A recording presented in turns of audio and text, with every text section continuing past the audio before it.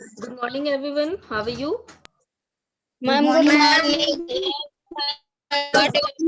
What about you? I'm also fine, beta. And you are most welcome in this session. And in this session, we all are going to start our new chapter. So, and this chapter is about the king and the rulers and their empire. तो अभी हमें देखिए इस chapter में बहुत सारे king के बारे में पढ़ना है, उनकी रूलिंग पोजीशन, उनका अंपायर कहाँ कहाँ तक था, एंड वो is the most powerful king in this chapter. तो अभी इस चैप्टर में कौन है जो बहुत ही ज्यादा पावरफुल रहेगा, हमें बहुत सारे किंग्स के बारे में पढ़ना है. ओके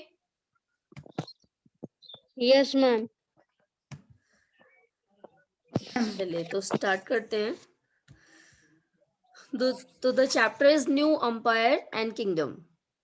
तो अभी हमने सबसे पहले मगध का शासन पढ़ा, वहां पे चंद्रगुप्त मौर्य, अशोक. उसके बाद फिर जब हम नेक्स्ट चैप्टर में हमने पढ़ा था, आगे आने वाले चैप्टर में कुषाण शासकों के बारे में, एंड गौतम बुद्ध के बारे में किसने प्रचार प्रसार किया था. अभी हमने किंग के बारे में पढ़ा था, कौन सी डायनेस्टी थी, याद है? Ma'am, अभी हमने इससे पिछले वाले चैप्टर में पढ़ा था ना, कौन सी डायनेस्टी थी जिसने भगवान बुद्ध, जिसके टाइम पे भगवान बुद्ध जो वो बौद्ध धर्म काफी ज्यादा पॉपुलर हुआ था. नहीं मालूम किसी को?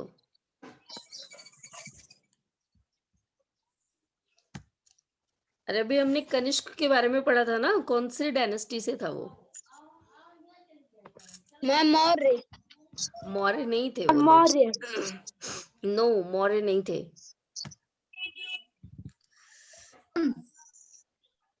चलिए अभी फिर से रिवाइज करके आना है नेक्स्ट चैप्टर में. अब जब नेक्स्ट चैप्टर पढ़ेंगे ना, तो मैं केवल यही नहीं, बाकी अभी जो पिछले किंग्स के बारे में पढ़ा है उनके भी बारे में भी आपसे क्वेश्चन पूछने हैं. ओके तो सारा लर्न Yes, रखा ma'am. करो आप लोग. यस तो अभी हम लोग चैप्टर स्टार्ट करते हैं आज का. तो Arvind plays a king. Arvind जो है प्लेज अ किंग, यानी कि अभी वो एक राजा की तरह खेलने वाला है. Arvind had been chosen to act as a king in the school play. Arvind को स्कूल में होने वाले प्रोग्राम में किस लिए सेलेक्ट किया गया है, एक राजा की एक्टिंग करने के लिए. तो अभी इसको चुना गया है अरविंद को. He had expected to march solemnly in splendid robes, to twill his mustache and wield the silver paper wrapped swords with gusto.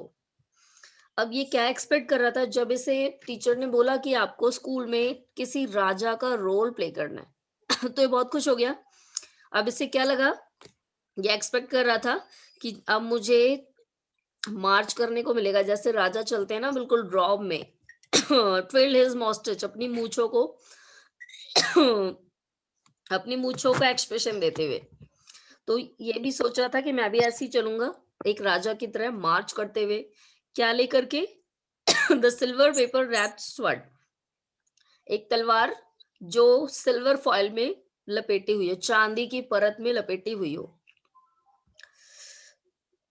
तो मैं बहुत ही गस्टो के साथ यानी कि प्राउड होकर के, ये क्या सोच रहा था कि मुझे एक राजा का रोल प्ले करना है, तो अभी मैं मार्च करूंगा एक तलवार लेके अपनी मूंछों को उठाते हुए.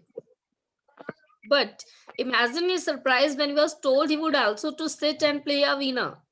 लेकिन जब वो हैरान हो गया जब उसके टीचर ने ये बताया कि तुम्हें राजा का रोल तो प्ले करना है, लेकिन मार्च नहीं करनी, एक जगह बैठना है और वीणा बजानी है, एंड रिसाइट पोएट्री, और पोयम भी गुनगुनानी है, कविता भी सुनानी है.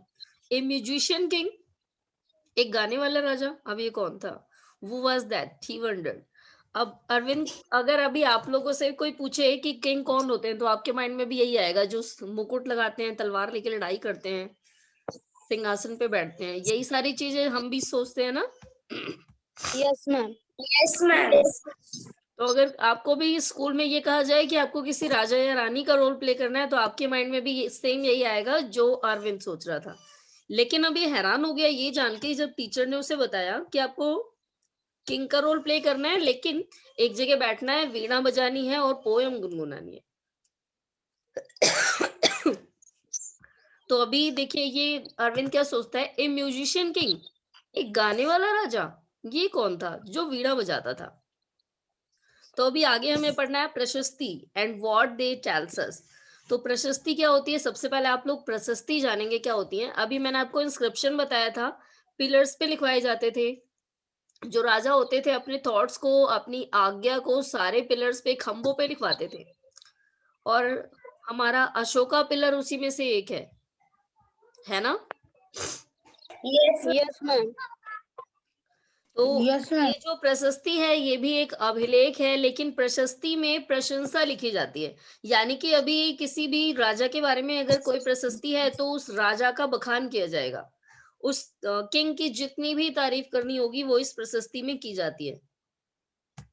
ठीक है, तो राजा कैसा था, कितना ब्रेव था, कितनी लड़ाइयां लड़ी, ये सारी हमें प्रशस्ति में डिटेल मिलती है। तो अब देखिए जो अरविंद है, Arvind was suppose to be acting as Samudragupta. अब आपको पता है अरविंद को कौन से किंग की एक्टिंग करने को दी गई थी, समुद्रगुप्त। तो Samudragupta a famous ruler of a dynasty known as the Gupta. तो गुप्त वंश जो काफी फेमस रहा है, इसी गुप्त वंश का शासक था समुद्रगुप्त। और इस गुप्त वंश की स्टार्टिंग की थी श्रीगुप्त ने। तो श्रीगुप्त सबसे पहला राजा था गुप्त वंश का, और समुद्रगुप्त काफी फेमस रहा है इस डायनेस्टी में, इस वंश में। तो अभी आपको इसलिए समुद्रगुप्त के बारे में पढ़ना है, ठीक है। तो Yes, ma'am.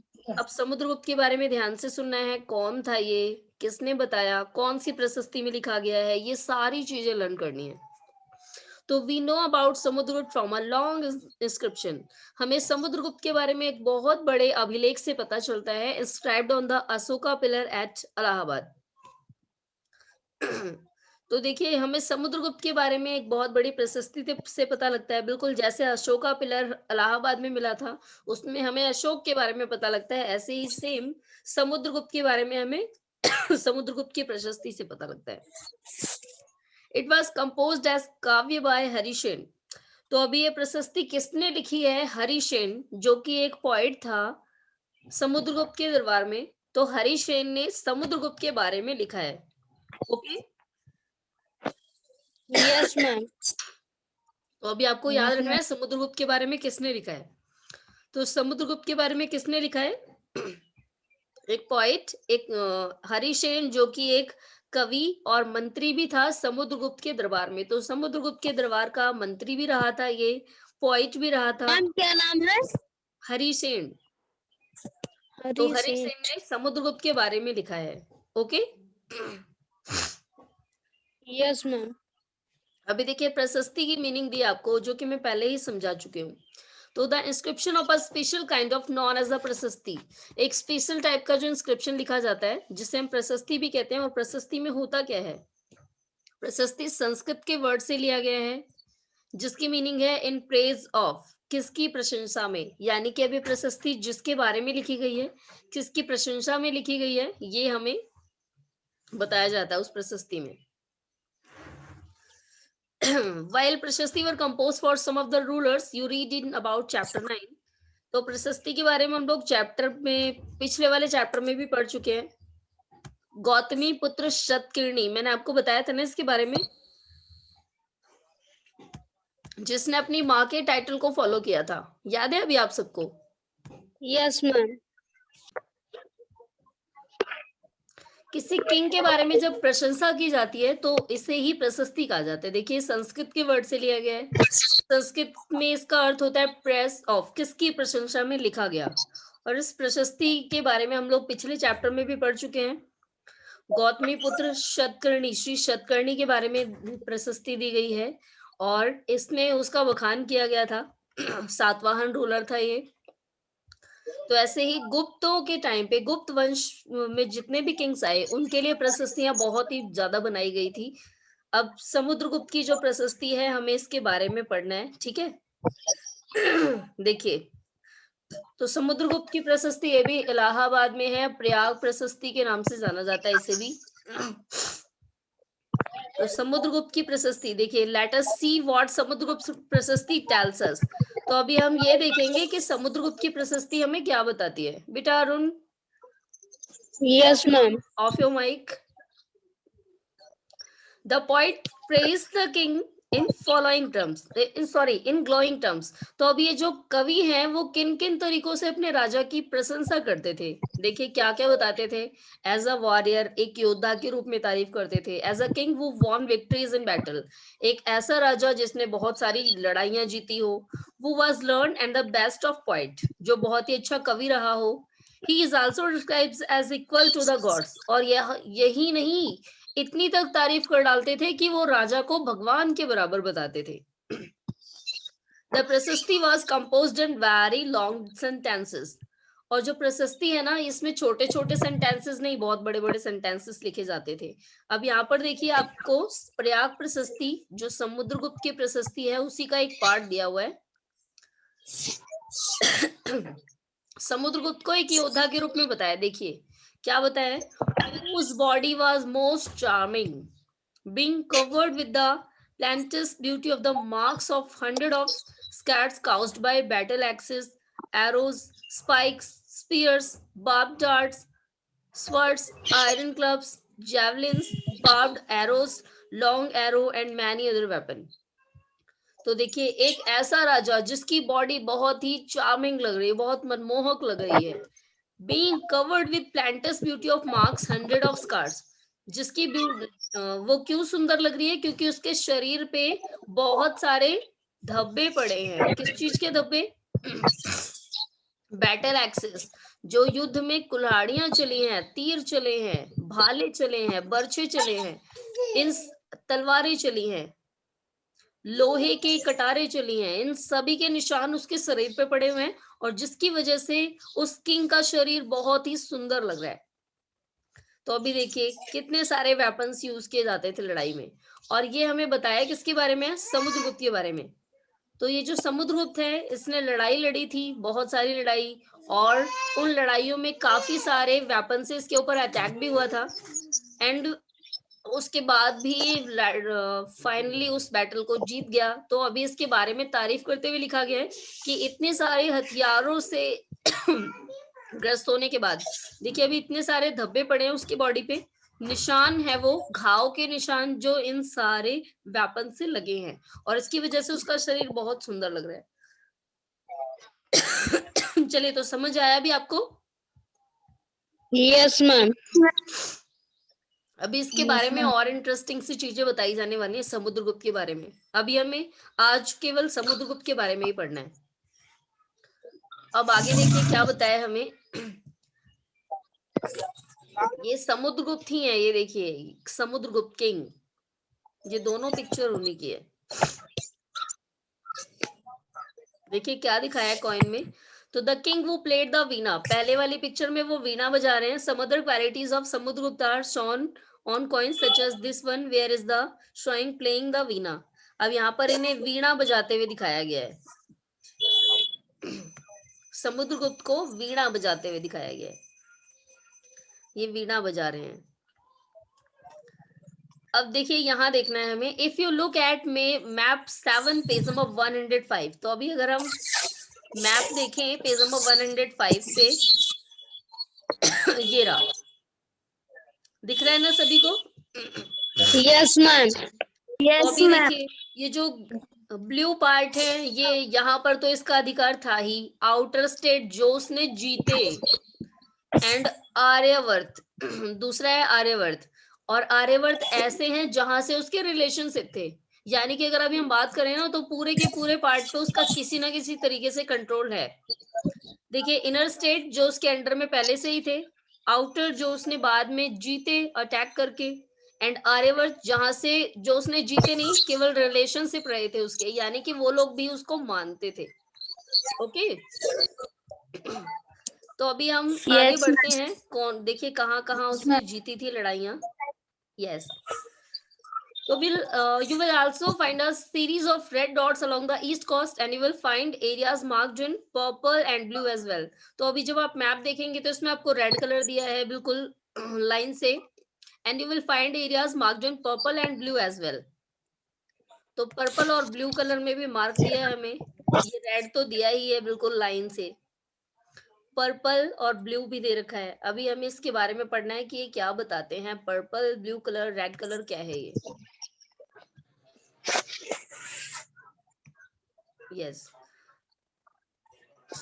तो this map is based on the information provided in the प्रशस्ति। अब ये जो मैप है ये प्रशस्ति के से जो हमें इंफॉर्मेशन मिलती है उसी के आधार पे बनाया गया है।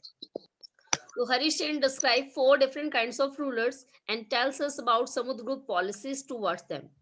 तो हरीश सेन ने टोटल 4 अलग अलग रूलर्स के बारे में समुद्रगुप्त के साथ रिलेशनशिप को शो किया है यहाँ पर, और हम उन्हें ही जानेंगे। देखिए फर्स्ट क्या है, the rulers of Aryavarta. The area shaded in green on the map. Here there were 9 rulers who were uprooted and their kingdom were made a part of Samudragupta's empire.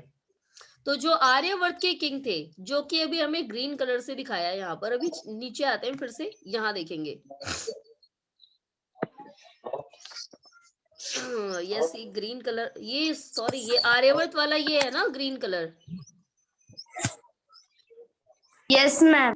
तो अब आपको पता है, सॉरी मेरे से तो मिस्टेक हो गई थी पहले, ये ऐसे राज्य हैं जिनको समुद्रगुप्त ने उखाड़ फेंका था शासन को। इनके टोटल 9 किंग थे यहाँ पर, और इन सभी के शासन को उखाड़ फेंका और इन सभी के अंपायर को अपने में मिला लिया। अब आगे देखिए और क्या बताया है। तो टोटल 9 रूलर थे जिन्हें अपरूटेड कर दिया, उखाड़ फेंका इनके शासन को, और समुद्रगुप्त के अंपायर का हिस्सा बन गए। अब दूसरे आते हैं द रूलर्स ऑफ दक्षिणापथ। अभी हमने दक्षिणापथ स्वामी पढ़ा था, सातवाहन किंग्स थे ना पिछले वाले चैप्टर में। Yes ma'am. तो अभी उनके जो वंशज आए वो काफी वीक थे, वो टिक नहीं पाए समुद्रगुप्त के आगे और वो भी हार गए। तो दक्षिणापथ के जो रूलर्स थे, here there were 12 rulers, total 12 शासक थे। Some of whose capital are marked with red dots on the map. They surrendered to Samudragupta after being defeated and he then allowed them to rule again. तो अभी देखिए जो दक्षिणापथ के स्वामी हैं, यानी कि टोटल 12 किंग थे, ये जो आपको रेड डॉट दिए हुए हैं ना, ये वाले। तो यस मैम। ऐसे एरिया हैं जहां जो समुद्रगुप्त से हार गए थे और इन्होंने सरेंडर कर दिया था, लेकिन समुद्रगुप्त से क्या कहा कि हाँ आप हमारे शासन को अपने में मत मिलाइए। यानी कि अभी ये लोग हार चुके हैं। टोटल 12 किंग थे दक्षिणापथ के। समुद्रगुप्त ने इन्हें हरा दिया लेकिन अपने अंपायर में नहीं मिलाया, इन्हें अलग छोड़ दिया। ये लोग सरेंडर कर चुके थे, हार चुके थे ये लोग भी। Okay, yes ma'am. अब आगे देखिए और क्या बताया है। थर्ड देखिए, the inner circle of neighbouring state including Assam, coastal Bengal, Nepal and a number of ganasangha. Remember chapter 5, अगर अभी आपको चैप्टर 5 याद हो, गणसंघ जहां पर बौद्ध धर्म के लिए बनाए गए थे। In the north west marked in purple on the map, they brought tribute, follows his orders and attend his court. तो ये देखिए जो इनर सर्कल दिखाया है आपको, यानी कि अभी असम का कुछ पार्ट, बंगाल का पार्ट, गणसंघ जो पर्पल कलर में दिया है, ये दिख रहा है ना सभी को। Yes ma'am. तो ये ऐसे राज्य हैं जिनके साथ समुद्रगुप्त ने लड़ाइयां नहीं लड़ी, लेकिन ये लोग समुद्रगुप्त के लिए चीजें लाते थे, जब भी खुश होते थे सहायता देते थे। यानी कि इन्हें डर था कि अगर अभी हम लोग पे अटैक कर दिया तो हमारा राज्य भी छिन जाएगा। तो इन्होंने ना फ्रेंडली रिलेशनशिप बनाए थे ये जितने भी एरिया हैं, ठीक है। तो ये हमेशा ही सपोर्ट करते थे समुद्रगुप्त को, जब भी उसे जरूरत चाहिए होती थी तभी। देखिए क्या करते थे, उसके समुद्रगुप्त के ऑर्डर्स को भी फॉलो करते थे, एंड जब दरबार में उन्हें बुलाया जाता था तो दरबार में भी पहुंचते थे। चलिए अभी नेक्स्ट आता है last, the rulers of outlying areas marked in blue on the map. तो outlying areas marked on blue on the map. अब देखिए ब्लू कलर में जो दिया हुआ है हमें,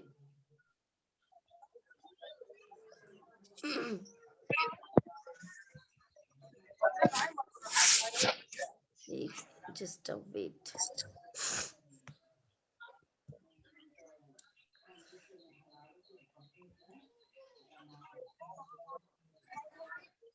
यस, ये वाले जो दिए हैं यही है ब्लू कलर में, ग्रीन वाला ये था।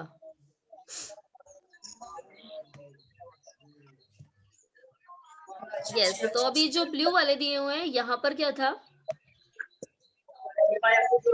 यस, देखिए, तो ये जो ब्लू वाले एरिया हैं, perhaps he descendants of the Kushan and शक, यहाँ पर किसके वंशज रह रहे थे? डिसेंडेंट्स का मतलब होता है वंशज, तो अभी कुषाण और शक राजाओं के वंशज रह रहे थे। And the ruler of Sri Lanka, Sri Lanka के जो राजा थे वो submitted to him and offer daughters in marriage. तो ये लोग ऐसे थे जिन्होंने लड़ाइयां नहीं लड़ी, लेकिन समुद्रगुप्त को बहुत ही ज्यादा बड़ा मानते, क्योंकि वो फेमस था। ये सारी चीजें सुनकर के उन्होंने क्या किया ना, अपनी लड़की की शादी कर दी समुद्रगुप्त के साथ। तो ये ऐसे राज्य रहे हैं जहां पर उसकी मैरिज हुई थी। अभी श्रीलंका की राजकुमारी के साथ भी समुद्रगुप्त की शादी हुई थी। चलिए, तो समझ आ गया अभी आपको सारा? Yes Yes, ma'am. ma'am. Yes ma'am. तो अभी आप लोगों को ये तो पता ही लग चुका होगा ये कितना पावरफुल किंग रहा था समुद्रगुप्त। Yes ma'am. पूरे इंडिया पे कंट्रोल है इसका, अभी तक किसी भी किंग के बारे में ऐसा नहीं पड़ा।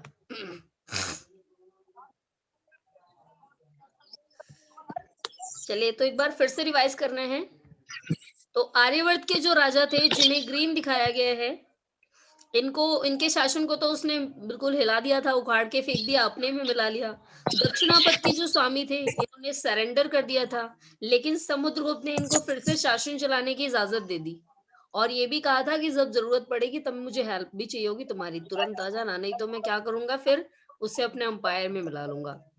अभी इनर सर्कल जो थे, नेबरिंग एरियाज, ये लोग क्या करते थे? ये सहायता देते थे, ऑर्डर भी फॉलो करते थे, एंड दरबार में भी हाजिर होते थे। एंड जो लास्ट है, जो ब्लू कलर में थे हमारे, तो कुषाण शासक एंड शक थे जहां पर, एंड श्रीलंका का जो पार्ट था, इन सभी ने क्या किया था? मैरिज रिलेशनशिप्स समुद्रगुप्त के साथ बनाए थे। ठीक है, तो अभी इतना समझ आ गया सभी को? Yes. Yes ma'am. ओके, अभी Yes, क्वेश्चन ma'am. आंसर के लिए भी रेडी रहना है, अभी क्वेश्चन आंसर भी डिस्कस करने हैं हम लोगों को। अब यहाँ पर है फाइंड प्रयाग। अब मैंने अभी आपको बताया था ना कि समुद्रगुप्त की जो प्रशस्ति है वो हमें प्रयाग प्रशस्ति जिसे कहा जाता है, जो कि प्रयाग में है, इलाहाबाद,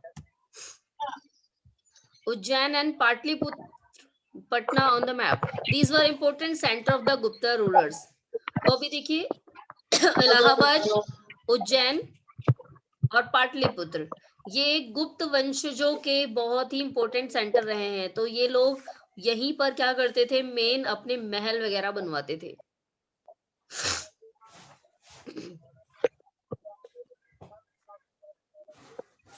चलिए, अभी एक क्वेश्चन है यहाँ पर, What was the difference between the way in which Samudragupta treated the rulers of Aryavart and Dakshinapatha? तो अभी क्या डिफरेंस है? आर्यवर्त के साथ उसके कैसे रिलेशनशिप थे, एंड दक्षिणापथ के रूलर्स के साथ कैसे रिलेशनशिप थे? इन दोनों में क्या डिफरेंट है, ये बताना है आपको। चलिए, कौन बताएगा इसका answer?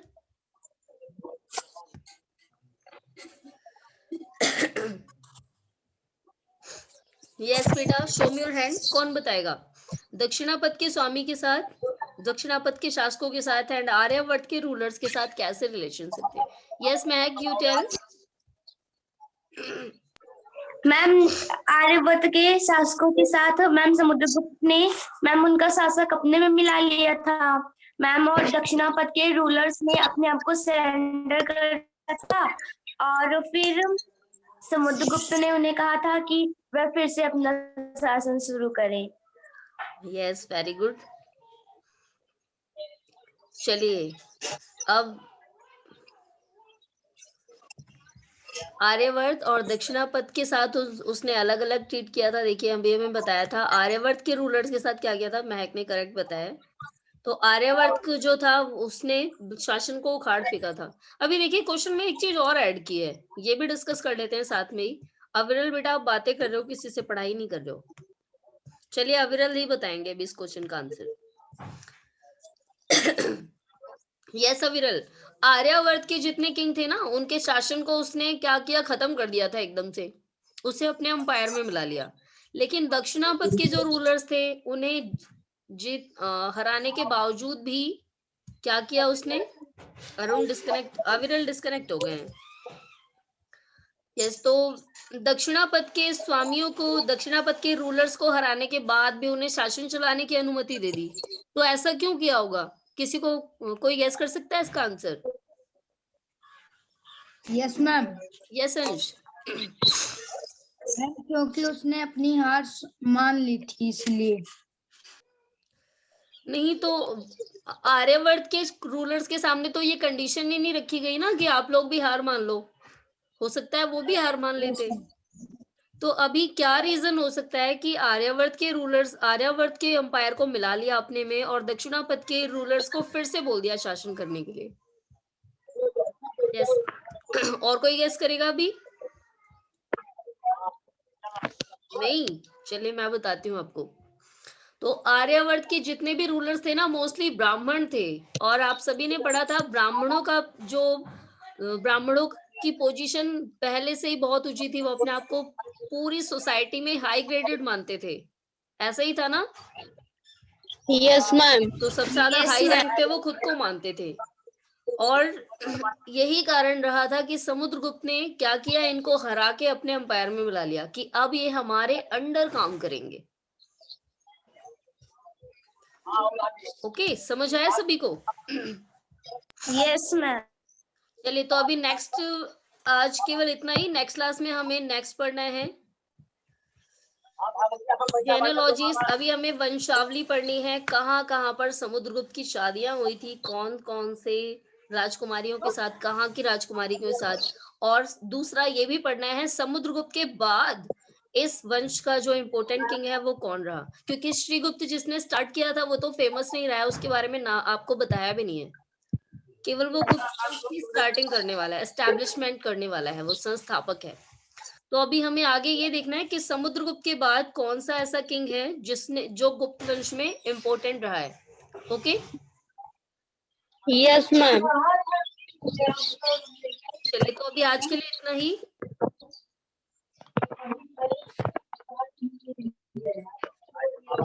Good bye everyone. Goodbye ma'am. Bye.